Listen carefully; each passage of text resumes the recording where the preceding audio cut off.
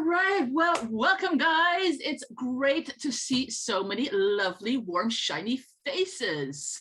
So one of the things that I always really enjoy doing in advance is getting the energy level up, right? Because I see some really relaxed people there, which is awesome, which is great. But how about you just kind of like wiggle around a little bit and just kind of, put yourself into a different state, ready and active. Come on, there you go. I'm not seeing enough movement there. There you go. Just a little bit of movement. Put yourself into a learning state because I've got a lot to share with you. I talk fast, I talk rapidly, but that's the same thing. So it doesn't really matter anyway, does it? So Brent, if I could, I'd love to share my screen, if that's okay with you. I'll get Molly to do that because okay, all good. So there you go. Oh, okay, thank you so much. Okay, so I do have a slideshow ready for you. You're not going to see my lovely face for a little while, but that's okay. I'll be back with you all later. What we're going to be talking about today is, let me see if I can share it. There you go. I should be sharing my screen. Can everyone see my screen? Awesome. Okay, so what we are doing today is we're talking about what it is that you need to know in order to save your budget. And a big topic of conversation tonight is targeting. Like I said, I do talk fast. Don't worry about it. If you have any questions, I am sticking around a little bit afterwards. So not to worry. First of all, who am I? Well, my name is Jennifer. Hi, nice to see you. And what I do is I am a business growth coach. I've been doing that for about 15 odd years. And I've been in the sales and marketing game, the traditional sales and marketing game, for about 30 odd years. I know I don't look that old. Thank you very much. But the thing is, I help guide business owners like yourselves, probably. I guide them from chaos to clarity to cash flow, because that's what it's all about, isn't it? Making connections and making money online. And one of the great ways of making money online is Facebook ads. So we are going to be talking about that. A lot of the things that I'm covering tonight can be applicable to other mediums as well. So, we could be talking about Insta, could talk, TikTok, LinkedIn. It's the same type of principles. So don't ever overcomplicate things. Simple is usually best. It's an old marketing strategy, KISS, keep it simple, stupid. So that's what Facebook ads is pretty much about as well. Excellent. So let's start talking about defining your audience, because it is vital in order not to blow your budget straight away, to be talking to the right people, talking to only the people who are in the market to buy from you. Oh, and by the way, before I begin, I do actually have a copy of all of these slides for you guys ready afterwards. So you don't need to be doing a lot of note taking. It's better that you listen and, understand what it is that I'm sharing with you, because again, the notes are on the way to you afterwards. Okay, so 3 major targeting options that you're probably aware of, but the basics are always a great place to start, right? So we have 3 different types of audience. The core audience. This is pretty much where most of us, when we start with ads, begin, because these are the type of people who will likely buy from you. These are the people that you target when they haven't heard of your business yet, but you're pretty much sure that they are going to be a fit for your business. And there's different targeting options, and we'll cover a little bit more about this later on, but there's different targeting options that we can do. We can focus on, for example, the location. Where do they live? Or demographics. What kind of age do they have? What kind of sex? What sex are they?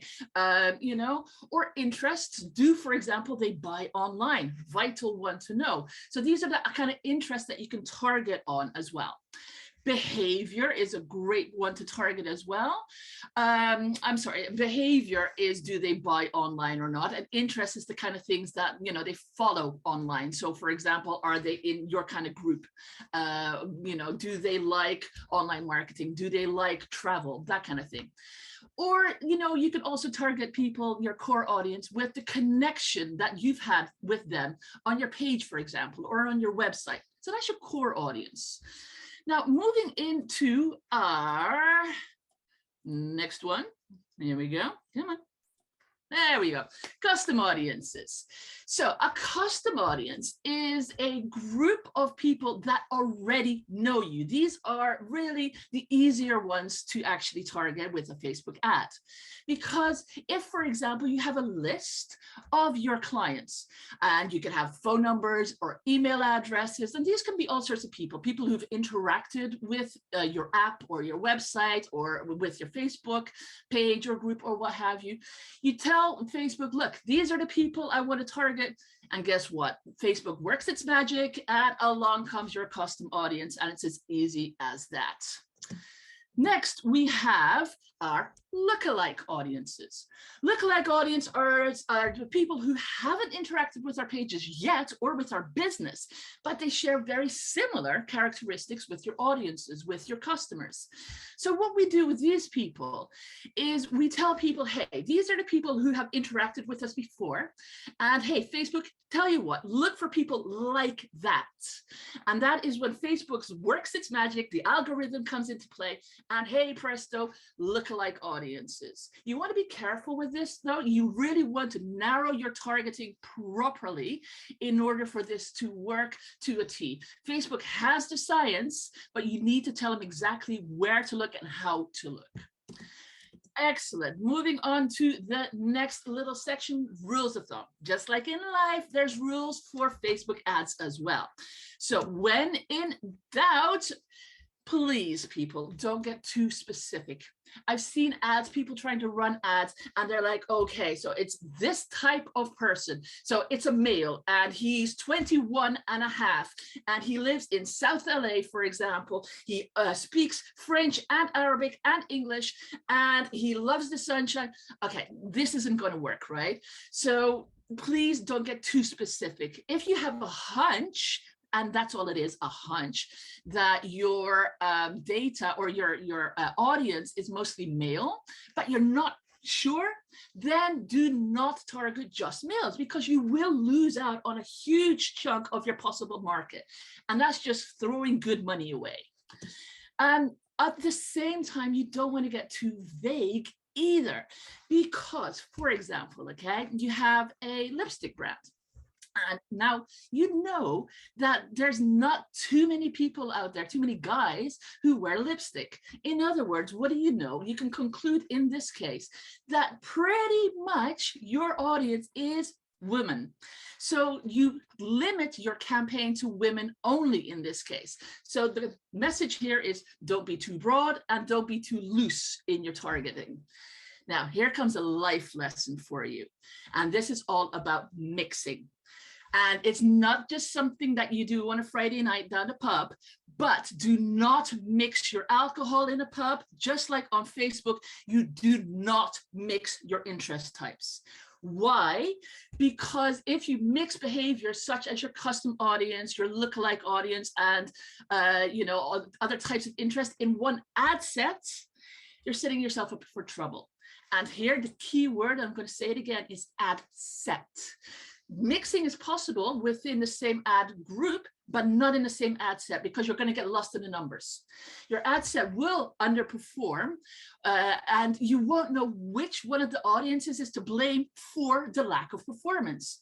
So, for example, a great example is a lookalike audience with purchases in the US only. That's no mixing, right?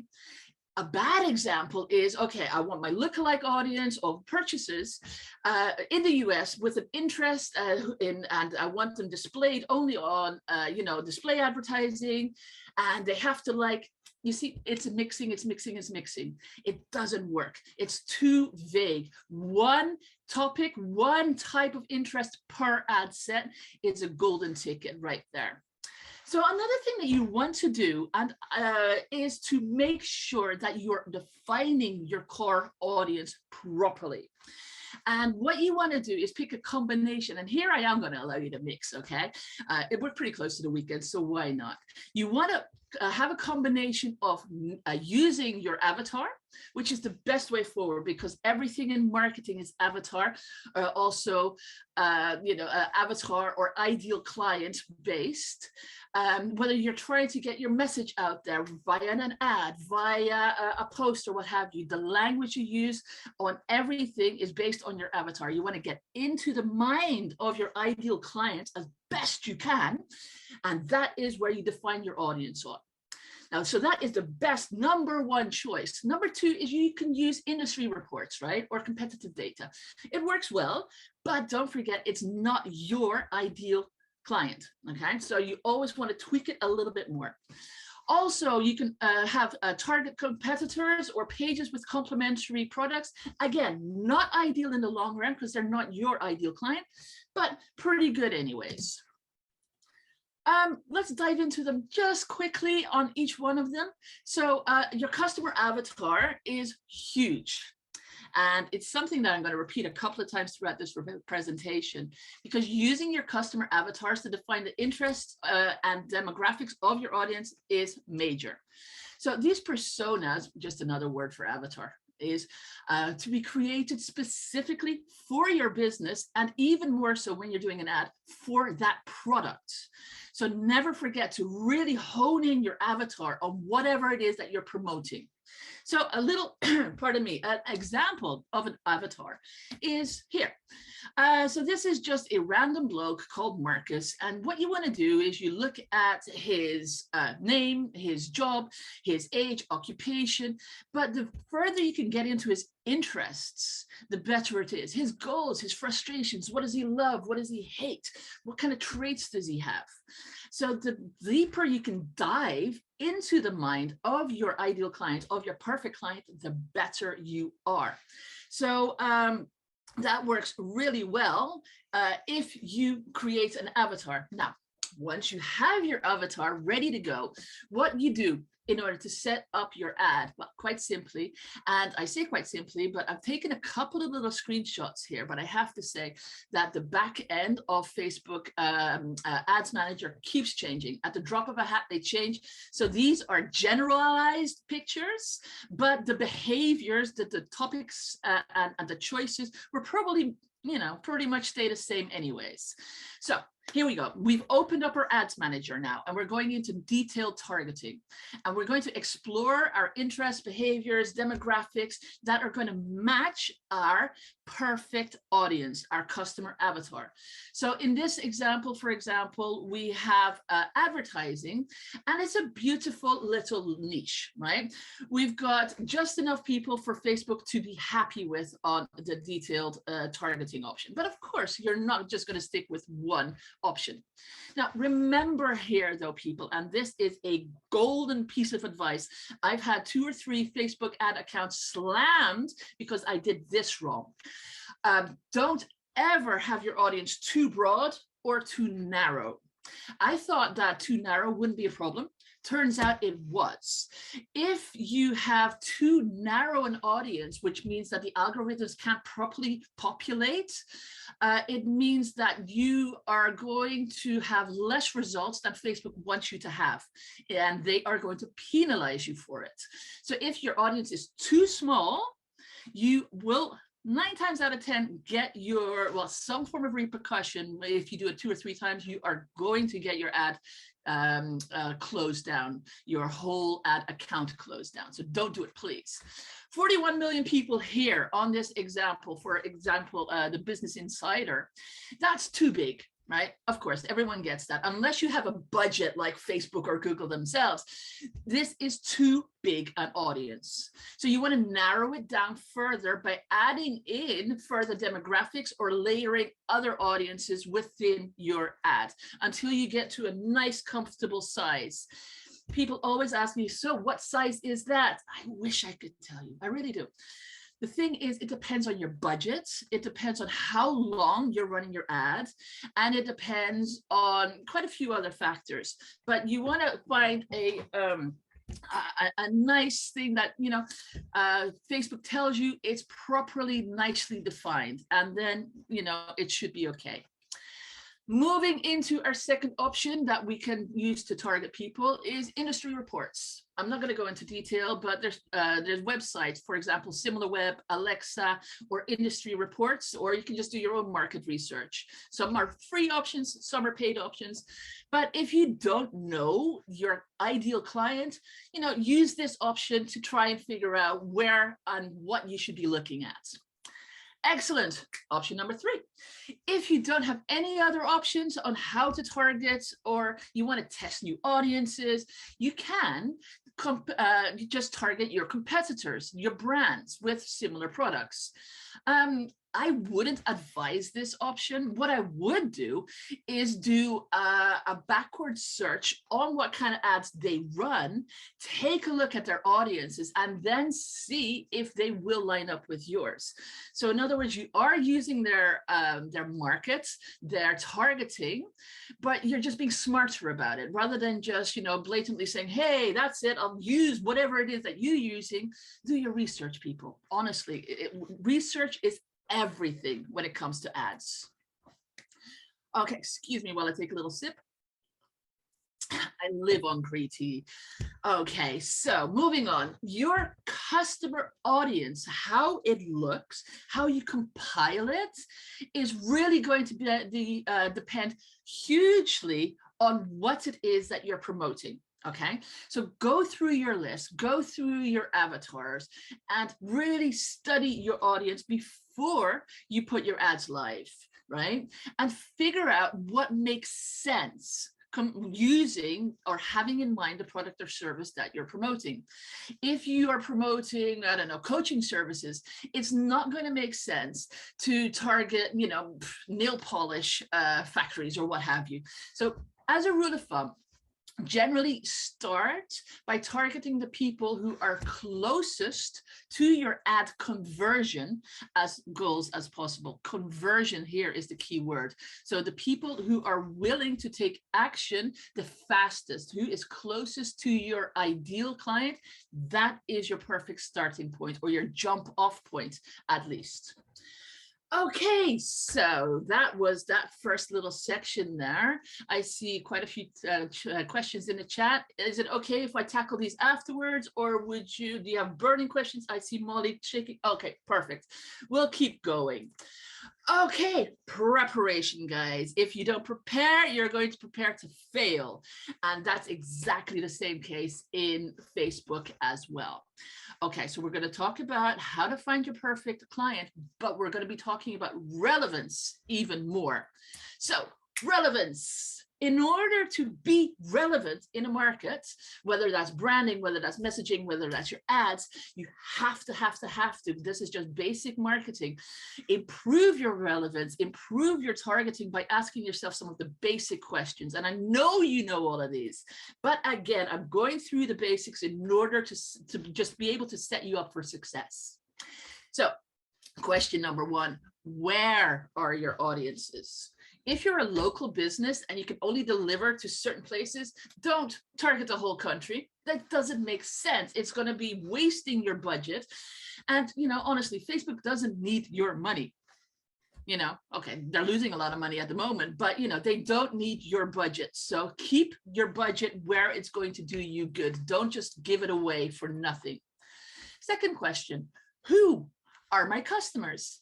Vital. This is the demographics. This is the psychographics. Get into the mind, borrow into the mind of your clients. One of the main questions that I always teach my clients to ask themselves is, think about what their client is going to say. And that is always, what's in it for me? Yeah. It's human nature, it's basic psychology, one-on-one, what's in it for me. If you can make that perfectly clear within the first few words, using the image, using the setup of your ads, if you can make it clear to your perfect audience, to your ideal customers, because you're only targeting your ideal customers, aren't you? Forget about all the other people. You want to use attract and repel marketing. You attract the people through your language, through your images that you want to attract, and the people who are not ideal for you, you want to repel. So, you know, if you were to talk about politics, for example, that's the quickest way to repel me. Yeah. So you want to, in your languaging as well, you want to really think about what are the common traits. So as I said before, demographics, psychographics, age, sex, where do they live? But at the moment, Facebook is even adding things like the type of weather in a location. So if you want to be targeting people who are traveling, for example, a lot, and you know, you don't actually assume that people are going to be, you know, traveling through rainy, gray days, you know, people tend to seek the sun. So, you know, you can target people by weather conditions even. How amazing is that? Facebook is getting better and better and better at their targeting. Okay, let's talk about a couple of specifics. If you think you know your audience better than Facebook does, then hold up for a minute, because you're probably going to mess yourself up. If you think, or let me rephrase that, Facebook's delivery system is always working its best, working its magic to try and show your ad to the perfect chosen people for that conversion, no matter how broad your targeting is.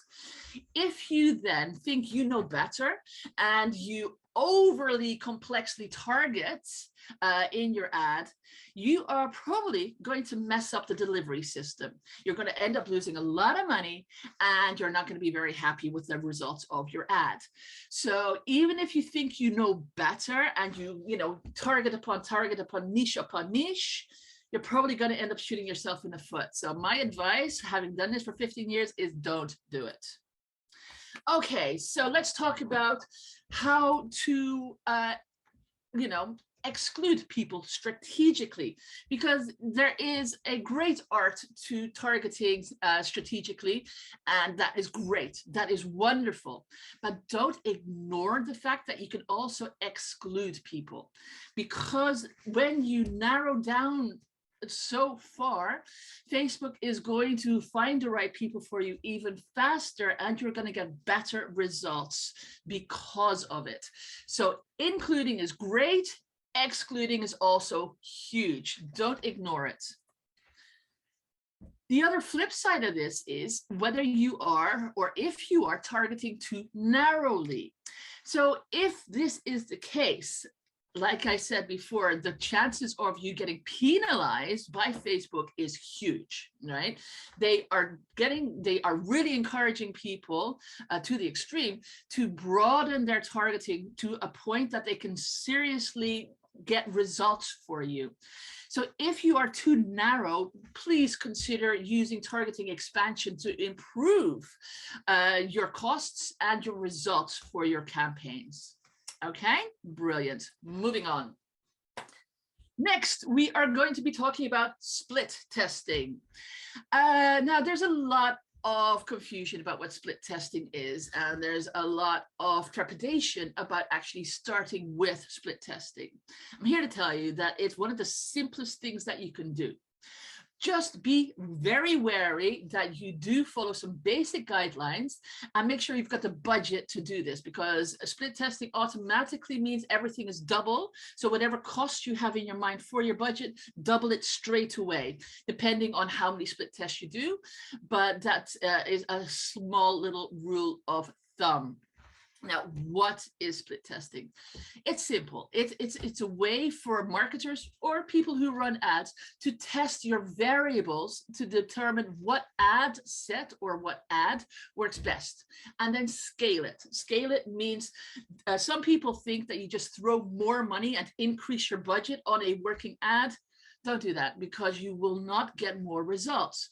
What you should do instead is copy the exact same campaign and increase the budget in that. That allows the algorithm to work its magic again, because it will, within the first 4 days or first few hours, the algorithms have been put to work. After that, if they have to change again when you increase the budget, like let's call it a week later, it's going to throw it off, and you're going to get lessened results. So it's an excellent way, though, split testing, to create more and more money-making marketing campaigns in the future, and making sure that it works. And there's a couple of things that you can test, of course. So best practices, only have one variable being tested at the same time. If you do more than that, you're going to throw everything off. You want to conduct multiple split tests for accurate results, not at the same time, but working in series. And make sure that when you split test, you have a large enough audience for Facebook to do its thing. Make sure that your ad sets are varied if you're testing your audience or your placement or delivery. And always increase your budget in order to avoid the under delivery, because I can't stress it enough. Under delivery is a killer when it comes to your ads. And after you have done all this work and you figured out what your winning ad set is, then, of course, run that and you figure out what your winning ad set is by comparing the cost results or ad objectives, depending on what it is that you want to test. Okay, so what can we test? Well, we've got a couple of wonderful options. The creatives is the first place that most people start. So whether that's your text, your headlines, one of the best practices that you can use is have at least one short headline, one long headline, and then in the main body have short text and long text, and put that on a rotation, so to speak. That's a wonderful little split test that you don't actually have to properly split test and put extra money into. But that's how you can test your text. Images, it's relevant, isn't it? One person will love it, other people will hate it. Of course, there's lots of other creative things that you can test, like video type or carousel. Some audiences prefer images, some audiences prefer video. So this is all something that you can test. Audience itself. You can test the variables, who's going to react best. Is this based on a geographical location, the demographics or the psychographics? Another thing you can test, of course, is delivery optimization. And Facebook has a tool for that called the campaign budget optimization. When you're still setting up your ad campaign, there's a little tick at the bottom that you can add. And Facebook is now going to optimize your budget for you. And this is just advisable to do 9 times out of 10 anyways. Okay, placement. There's lots of different places where your ad can appear. So that could be your Facebook, whether that's your Facebook news feed or your Facebook video feed or your Messenger, Instagram audience network. Again, here you want to know what your ad is going to look like when you set it up. And you want to make sure that you optimize it and test where you're going to get results and where you're not going to get results. In the audience network, you tend to get lots and lots of clicks without any real results 9 times out of 10 coming out of it, depending on your product. Okay, product set, of course, is another great thing to test. If you have 2 products, try different, set up different product sets to test the waters and figure out where the sales come in and where the sales don't come in. Excellent. One more little sip. All right, thirsty work talking. Okay, so how do we set up our split testing? Okay, again, we go into our trusty friend, which is the Facebook Ad Manager, and we select our campaign objective. And here it depends, it really depends on what product or service you're offering and what it is that you want your ad to accomplish. Do you want more people to know about your brand? Pick awareness. Do you want more traffic, which is a great SEO thing, but traffic without engagement, without conversion, that doesn't lead to a sale, does it? So you want to make sure you really carefully pick what it is that you want to achieve.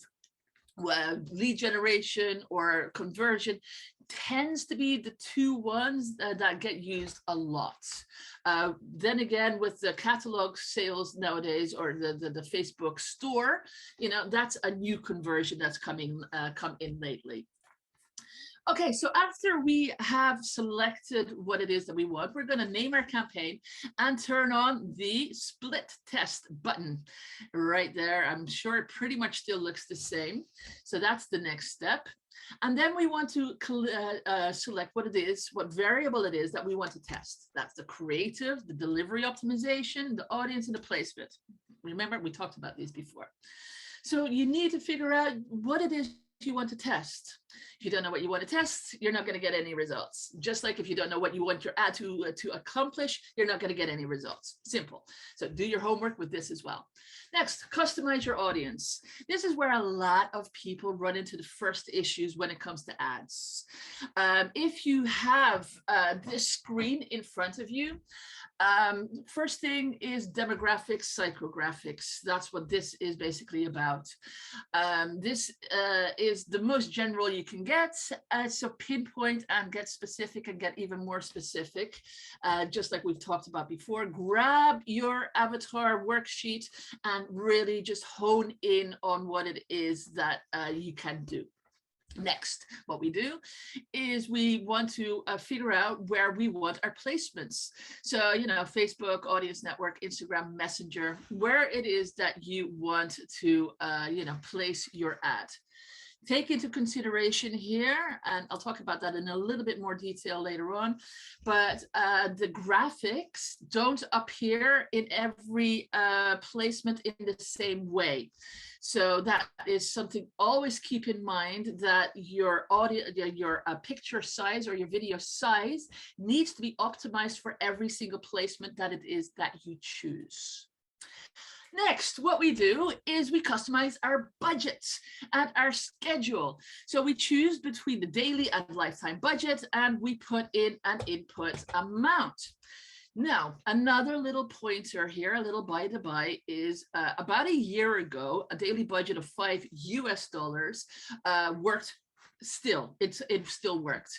Nowadays, if you want any form of results, because there's so many ads being run, there's so much competition, you really need to start with at least $10 a day, that is.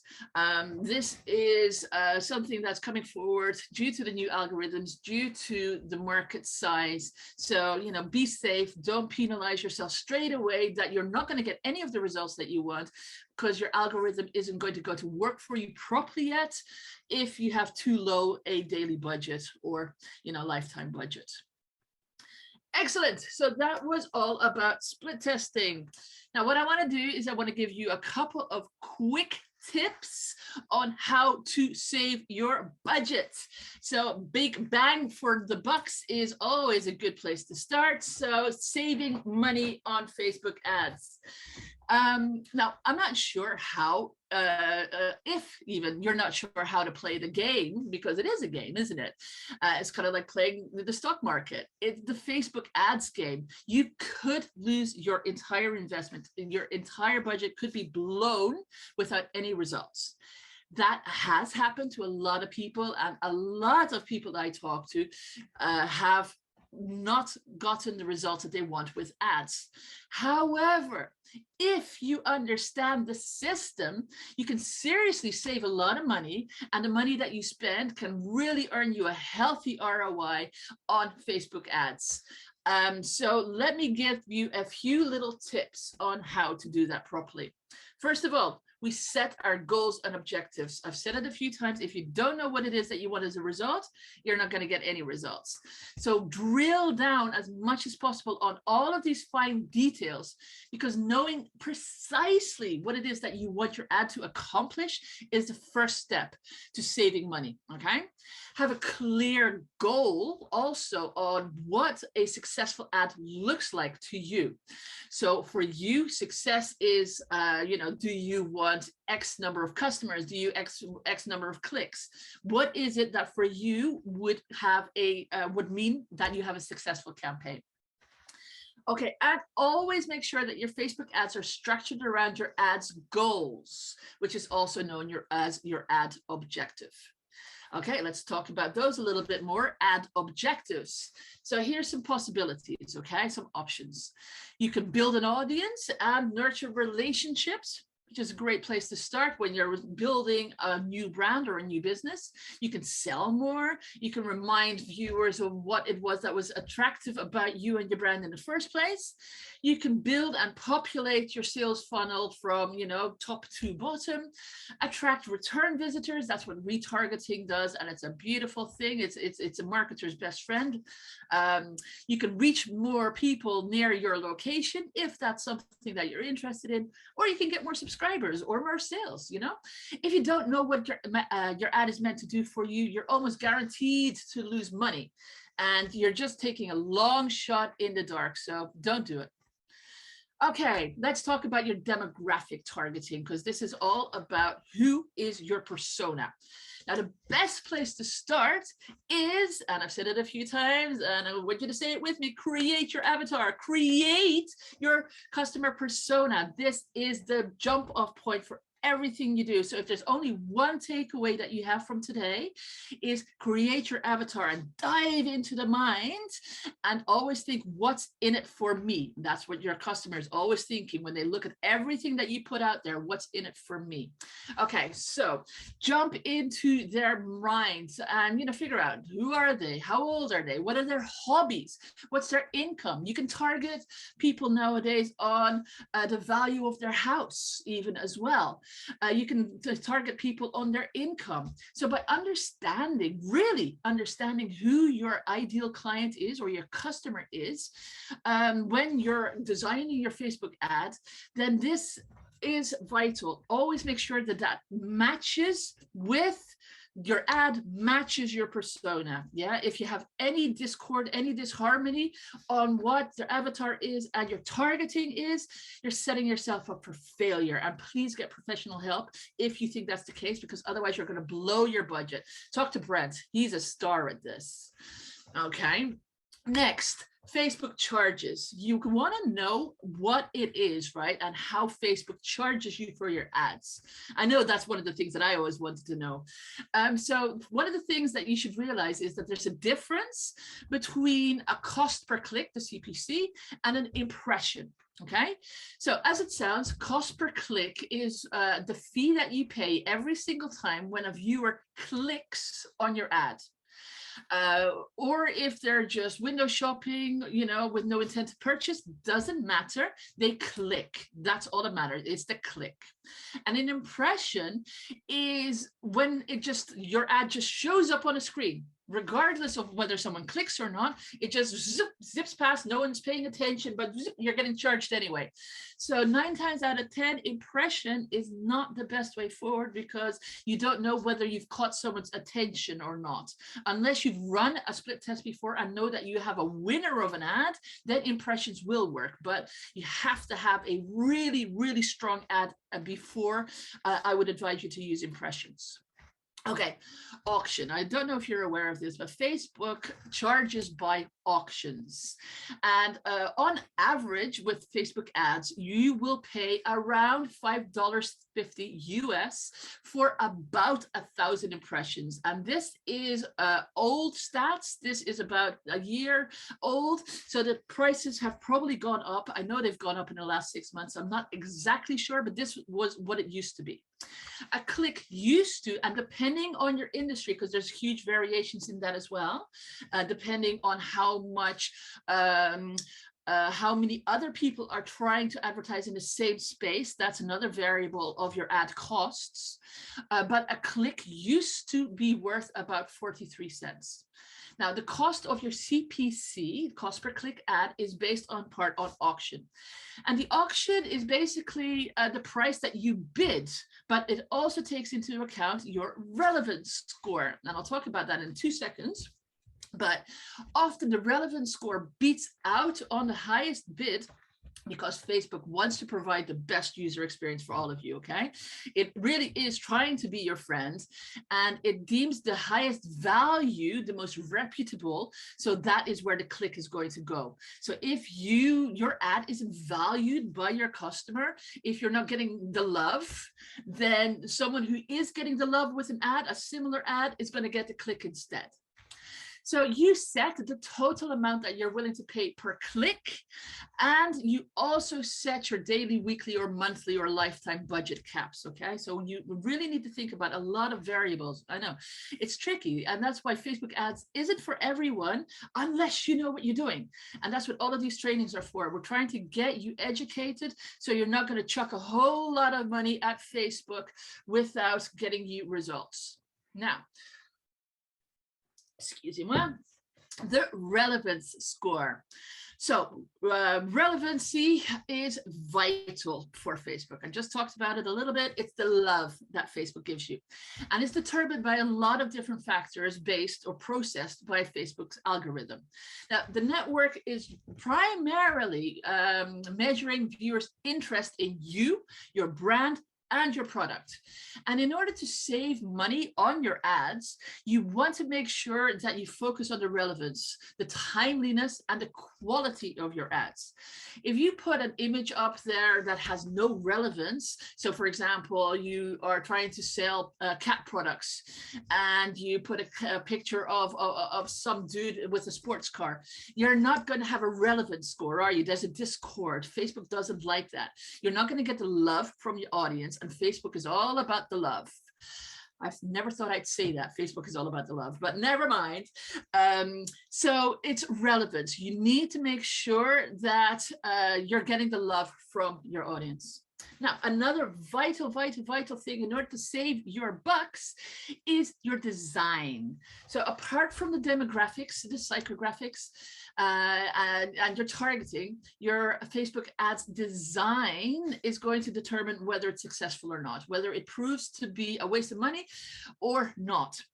Now, on a website, there you tend to have the 3-second rule. With an ad, you tend to have the 1-second rule. In other words, you want to be able to capture, boom, just like that, the attention of someone. You want to have the shock value without it being shocking. You want to have your ad jump off the screen. So, you know, whether that's using colors or faces or with your wording, that's up to you. It depends on your market. And again, it depends on your product. One thing you always want to keep in mind is, and I've said it and I've said it again, and I'm saying it one more time, what's in it for them? What's in it for your audience? And what is it that's going to jump out of the screen at them with your ads? That is where you want to go. So think about how you communicate with your viewers logically, emotionally, demonstrating at all times that you are the one and only solution to their problem, and how can you make your life better? Okay, this is vital. How can you make their life better? What is in it for them? Placement. So placement of your ad is also vital. You are not confined anymore to just your standard newsfeed. You can choose to have your ad in the right-hand column, in Messenger, on Insta, Audience Network, mobile newsfeed, and more. Now, why is this important?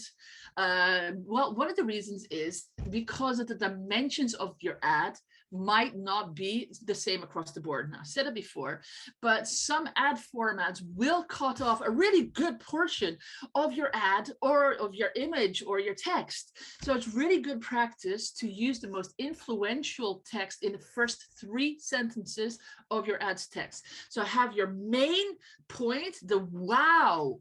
So you want to have the wow without the nay. Yeah, that's how a really good headline will look. The wow without the nah.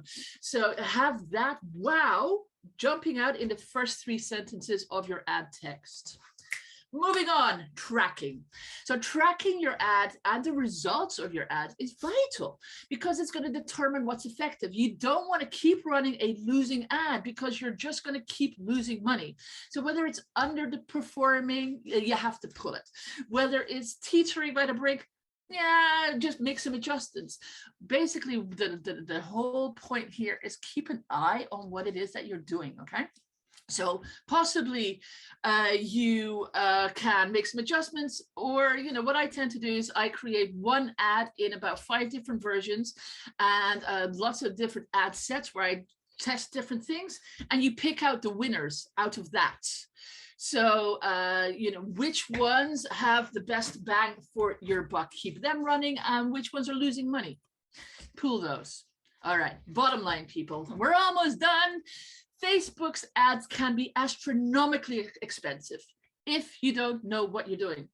If you're unsure how to create a nice looking ad, an effective ad with a great headline and a great image or a video or what have you, and show it to the right audience. If you're not showing the right message to the right audience, and oftentimes at the right time, you're going to lose money. So make sure you do your research. It's as simple as that. Understand that creating a quality ad that produces an excellent ROI, return on investment, isn't a quick and dirty process, okay? There are lots of tools, there are lots of strategies which you can use to run an effective and beautiful ad, and use them. Do your homework, use the tools, know what you're doing, and that way you're probably not going to lose out on a lot of money. So homework, homework, homework. Okay, of course, I've got a little giveaway for you, and it's some extra killer Facebook ads insights. This link is going to be popped up into the chat as well for you. But if not, it's wowbusinessnow.com/killer ad insights. One more time, wowbusinessnow.com/killer ad insights.